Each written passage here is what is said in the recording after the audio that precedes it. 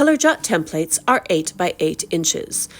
Therefore, they fit in an 8 by 8 etcher sketchbook perfectly.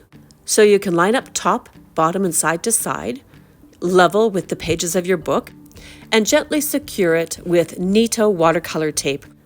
Use a fine-tipped, waterproof black marker to trace all the shapes. I like the Sakura Pigma Micron 0.8. Continue to trace all the shapes for the full half circle. Trace slowly and carefully to avoid slips or misses.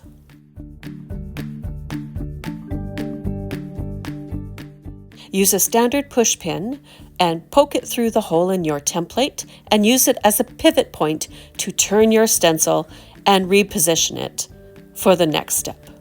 Anchor your tape and trace again with your black marker. Again, take your time. This is real-time tracing compared to a sped-up video that's been edited.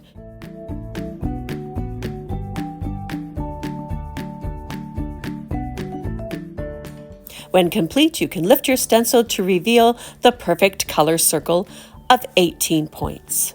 Now let's do the grid. Our stencil is 2 parts, so this is side B. We're going to trace it to make a color grid that is 7 high by 9 wide. It will require us to trace and move the stencil multiple times, but registration is super easy. Because the 8 by 8 stencil fits in the 8 by 8 book, we have great guidelines to keep it level and square on the page.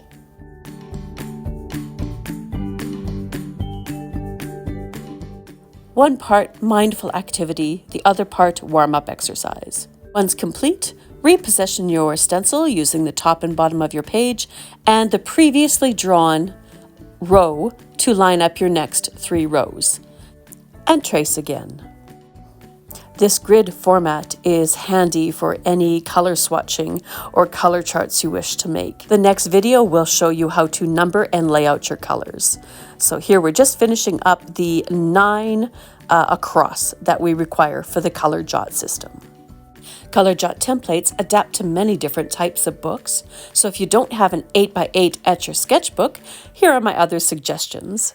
A 5.5 by 8.5 or an A5 watercolor art journal. You just have to be careful of where the stencil sits right on that gutter and position it so that none of your jots are on the gutter. An etcher accordion book is also a great option for color jotting. That way you can fold out the whole book and compare side by side all your color jots. Also, an 8 by 10 coil-bound watercolor pad is great. It gives you a bit more space for notes and still open format for side-by-side comparison.